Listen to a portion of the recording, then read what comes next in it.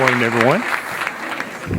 I took a little bit longer getting ready to come out here because, they say there's miking me up, but honestly, just putting one of those dog collars on me so I don't walk off the stage, the little invisible fence thing right here. So you guys are, pretty safe. Real quick, I want everyone to just think back. Think back to the worst thing you've ever done in your life. Think. It's okay, I can't read your minds. Think. And think about how you feel when you have to repeat that one thing all the time, especially when you're trying to get a job, right? You have to get in front of someone and explain that situation. Think about that for a little bit. Round of applause. Who knows someone or know of someone who's either been in prison or on probation? Right? All right, so there are 2 million people in the United States. So you guys are not alone. There are 2 million people in the United States that are currently incarcerated. There are over 5 million people on probation right now, so that's a total of 7 million people. 95% of those current people that are incarcerated will be released within their projected lifetime. All right, 95%. So those 2 million people, they will be out one day. What are they going to do in society? And again, think back to the worst thing you've ever done. These people will have to explain that one day, right? Especially if they go get a job. They have to explain, to their families, what were you thinking? That sort of thing. So think about them when they get out. Now, you may say, that's not your problem, right? I heard a lot. Well, they made their bed, they lie in it, it's not my problem, whatever. But it is our problem, right? Statistics, 24/7. I'm not talking about the time of day. 24 represents the average age of someone when they first gets incarcerated. 7 represents the average number of years that they will spend in prison. 24/7. So if we took those numbers and just combined just those two, someone's 24 years old, they will not be out of prison until they're 31. Think about your lives. From 24 to 31. Pretty good years, right? Just finished school, maybe get that first career job, maybe. These people will not have that chance, right? So they're going to be a little bit behind the 8 ball. An average of 67% of the men and women that are incarcerated for the very first time will go back. That's that famous word, recidivism. All right? 67% are going back. Now, I think about that, the prison system. My thought of the prison system was punishment, right? I'll use my wife, for example. When she punishes me, I try not to do it again, right? Right? Just saying, a little personal, just saying. So 67%, they're going back. We know this, and that is acceptable. 67% that our system has pretty much failed us. We know this, going in. 37 or 34% of those will go back for a third time. So they still didn't learn, right? Why is that? Has anyone just really taken time to think, what is wrong with that picture, right? Because in order for them to go back to prison, they had to commit other crimes. And again, it may not be our problem, but who are they committing crimes against? Right? Us, right? So it may be our problem. 90% of those people, when they were first arrested, 90% were employed. 90%. The second time they're arrested, 30%. And being honest, right? Who wants to, hire a felon, someone, out of jail? It's a real problem. It's a very real problem. Because they have this little box they have to check, right? We've all probably got jobs, right? You go in, hey, have you ever been convicted of a felony? If so, explain. Remember your situation that you thought about, right? That's that one word, explain that. What happened? Now, there are some situations that I deal with that are pretty, I want to ask that question to some people, but I don't. Why did you kill everybody in your house? Right? It's on there, it's a true person. He killed everybody in his house, the 2 dogs, the cat, and all the plants. So I want to ask them, what happened? What did the plants do? I mean, really, what did the plants do? But I don't. But he has to explain that when he goes to get a job. So what are the chances that he will actually get a job? All right, pretty much, slim to none. There are over 3 million type cases right here in the United States. There are over 3 million people who are out in that situation right now. Now, it may not be murder. It may be drunk driving. It may be, larceny, forgery. But those people are out. Those people are out and about, right now. So again, it may not be our problem, but we support them. We support them in prison, $24,000 a year to support a person in prison. Where does that money come from? Right? Taxes, right? We may support them, being out and about, being a victim of another crime. Or we can, choose to do something different. But again, think about your situations. The worst thing that you've ever done. Repeat that over and over. So, moving forward with that, what can we do? What can we do, right? The Department of Corrections, I'm gonna read this quote. This was this week, right here in Raleigh, North Carolina, from one of our famous newspapers, right here. This is a quote straight from the Department of Correction. The Department of Correction spokesman, Keith Acree, said some of the released inmates may find themselves committing new crimes. There are certainly some people on that list that are gonna find themselves committing new crimes. Certainly. He's pretty sure that's gonna happen, right? What he was referring to, who is he referring to, are the 20 people that are due to get out next week. These people had 80-year sentences. They've done, some bad things or convicted of doing some bad things. Killing people, killing state troopers. They're getting out next week. 80-year sentence. Just because of the structuring and the good time, these people are getting out. So now the state's kind of terrified about that, right? And they acknowledge they're coming back. If you take those 20 people at 67% coming back, that's about 12 new crimes, violent crimes. These people are violent people, right? They're coming back. So when you think about the problem with that, did the system fail them? I thought going to prison was to prevent crimes from happening. But this spokesperson right here admits that. They're coming back. He is certain that they're going to be coming back. So what can we do about that? Well, here's the problem. These people were incarcerated in 1975.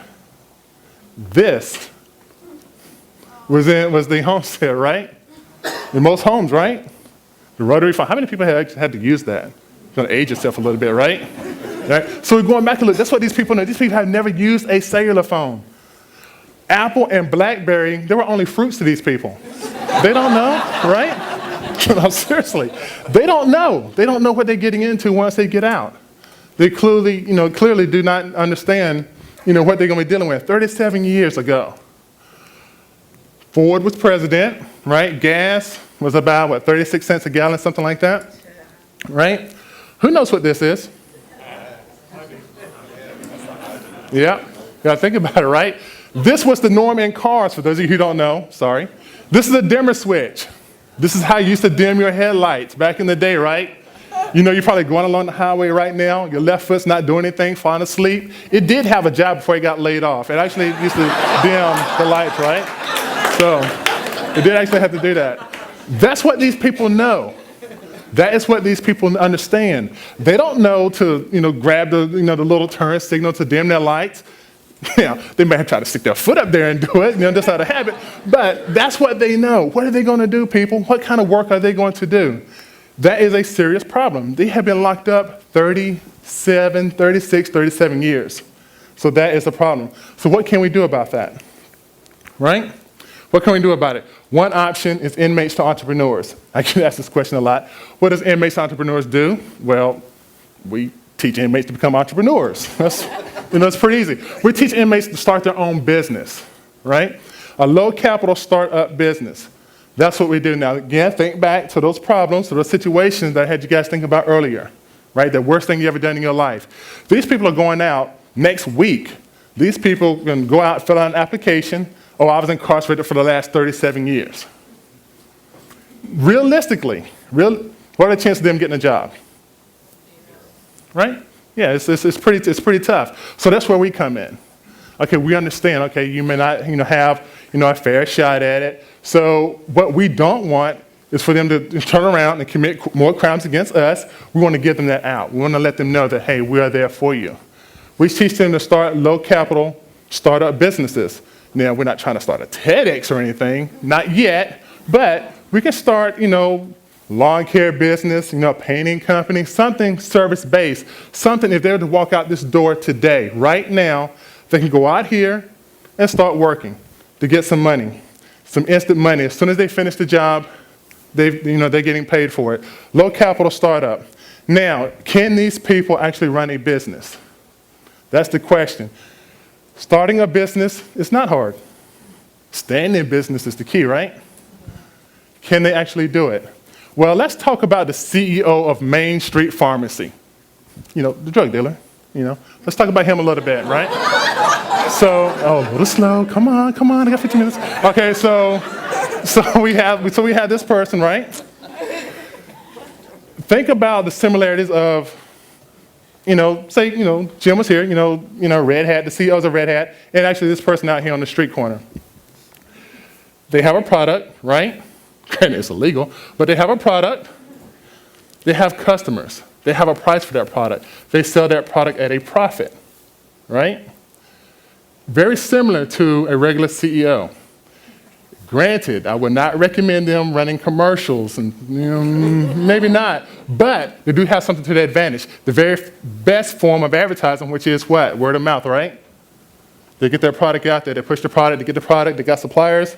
Great. They may have employees, they may have runners. It's the same thing in essence, right? The same thing.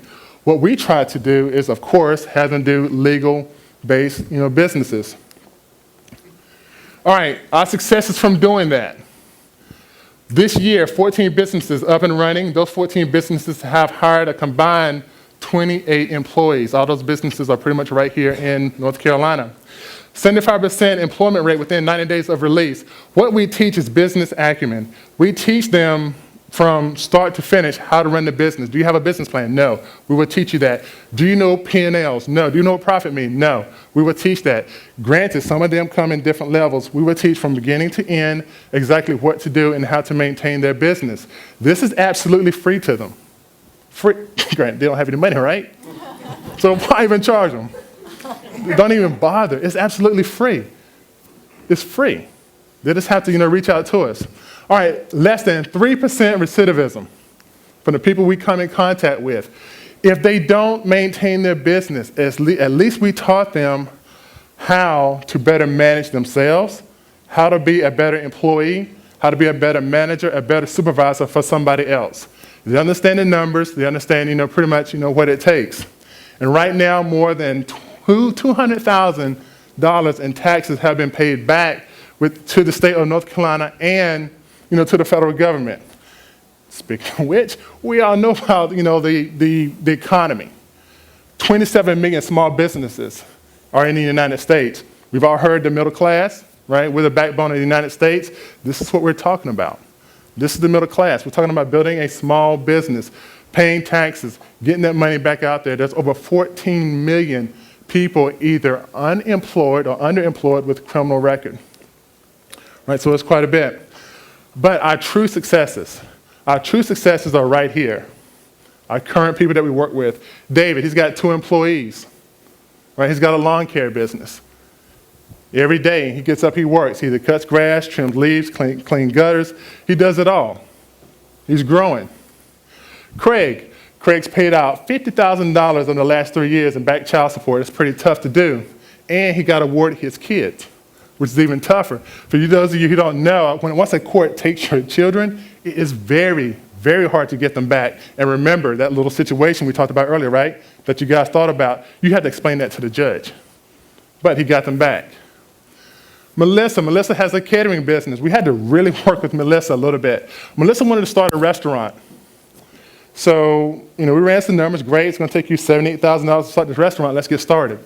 Well, AJ, I don't have $78,000. Okay, great. You cannot start a restaurant. Let's work it back down a little bit, right? True, it's true, right?